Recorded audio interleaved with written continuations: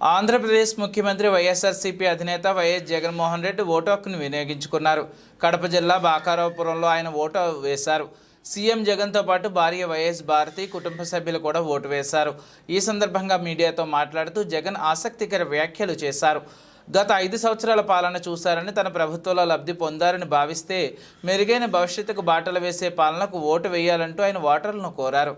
ఈ మేరకు ఆయన మీడియాతో మాట్లాడారు. మరోవైపు ఏపీ వ్యాప్తంగా పలువురు కీలక రాజకీయ నేతలు ఉదయాన్నే ఓటు వేశారు.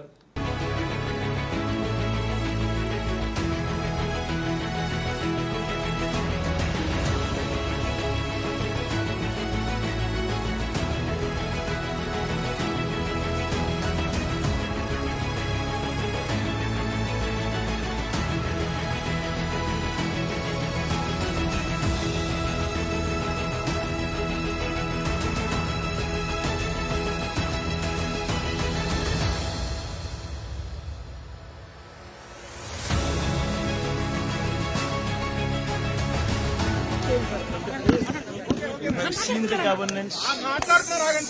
You have seen the governance. And if you think that you have benefited from this governance, then vote for that governance which would lead to a brighter future.